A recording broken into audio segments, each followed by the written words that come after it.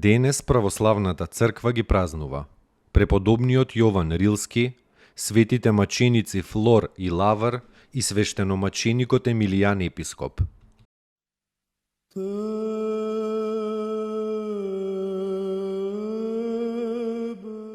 Преподобниот Јован Рилски. Овој голем подвижник и светилник на црквата православна се родил близу до Софија, во местото Скрино во времето на царот Борис. Се родил од бедни, но честни родители. По смртта на родителите, тој се замонашил и се оддалечил во една дива гора и таму, во една пештера, почнал да се подвизува. Таму претрпел многу беди од демоните и од луѓето, од разбойниците и од своите роднини. Потоа се преселил во пазувите на планината Рила и се настанил во едно шупливо дрво. Се хранел само со трева и со граф, кој тука во близината почнал да расте според Божјата промисла.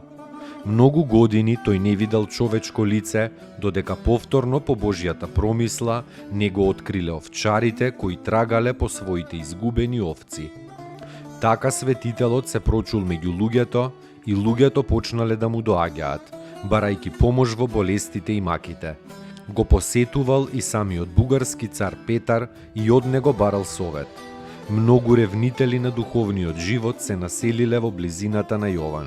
Тука набргу е изграден храм и манастир. Светиот Јован се упокоил мирно во Господа на 18 август 946 во 70-та година од животот.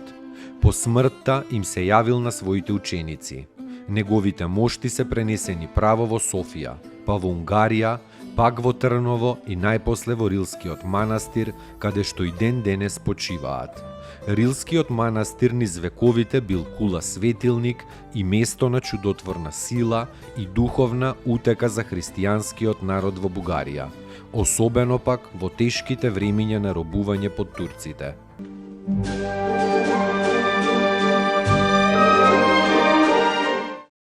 Поуки од светите отци.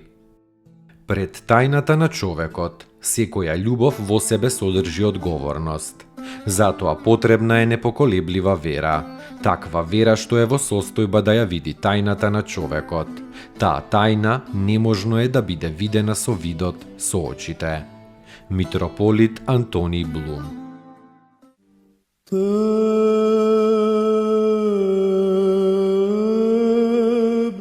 Светите маченици Флор и Лавр, браќа и по тело, по дух и по занимање. Двајцата биле ревносни христијани, а по занаед каменорезци. Живееле во Илирија. Некој незнабожечки кнез ги вработил над зидањето на идолски храм. При нивното работење се случило едно парче од каменот да одскокне и да удри во окото на синот на гатачот, кој љубопитно ја надгледувал работата на неимарите. Гледајќи го својот син слеп и крвав, гатачот почнал да вика на Флора и Лавра и сакал да ги тепа. Тогаш светите браќа му рекле: ако верува во Бога, во кого тие веруваат, синот негов ќе оздрави. Гатачот ветил. Флор и Лавр со солзи се помолиле на Господа Бога, живиот и единиот, и со крсен знак го знаменувале истепаното око на детето. Детето оздравело веднаш и окото му станало цело какво што и било. Тогаш се крстил гатачот Мемертин со неговиот син и наскоро потоа двајцата пострадале за Христа во оган. А Флор и Лавр, кога го довршиле храмот, ставиле крст на него, ги повикале сите христијани и го осветиле со името на Господа Исуса и со сеноќно псалмопеење. Дознавајќи за ова, илирискиот намесник во оган изгорел многу од тие христијани, а Флора и Лавра живи ги фрлил во бунар и бунарот го покрил со земја. Подоцна, нивните мошти се објавиле и биле пренесени во Цариград. Пострадале за Христа и со Христа се прославиле овие прекрасни браќа во вториот век.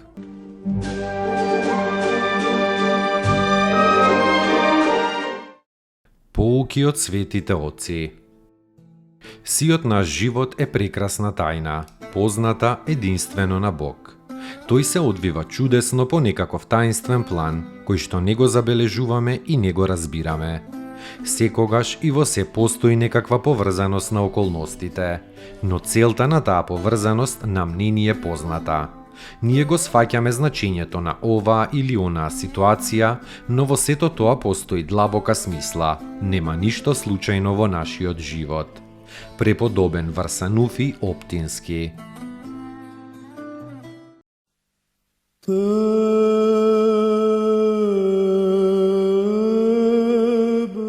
Свештеномаченикот Емилијан Епископ, родум од Ерменија. По своја желба, барајки мачеништво, отишол во Италија да го проповеда Христа во времето Диоклецијаново. Во Тревија бил избран за епископ. Поради многуте чуда при неговото мачење, во Христа поверувале околу 1000 незнабожци. Бил исечен со меч заедно со својот духовник Иларион и двајцата браќа Диониси и Ермипа.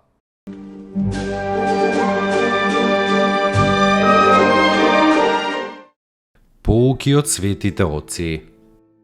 Потребно е да почекате. Бог делува, но тој има свој сопствен ритам. Бог делува трпеливо и природата исто така. Цветот ќе се отвори кога ќе дојде времето. Се менува, но со сосема поинакво темпо од она на кое нашето избезумено општество се навикнало. Оваа трчаница, оваа паника, овој бранд што сите нас не прави толку забрзани, воопшто не го допира Бога.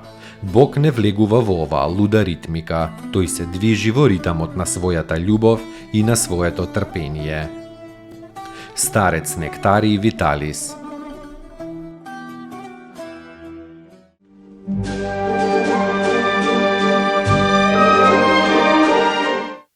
Достойно est Јаково истину, блажити Тја Богородицу, присно блаженују и пренепорочнују и Матер Бога нашего, честнейшую Херувим и славнейшую без сравнения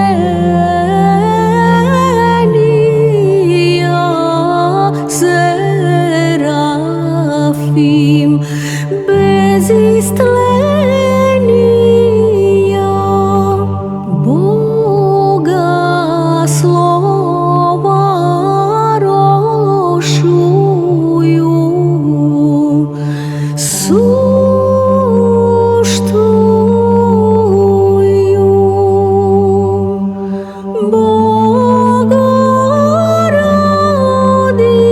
Богородицу, Тја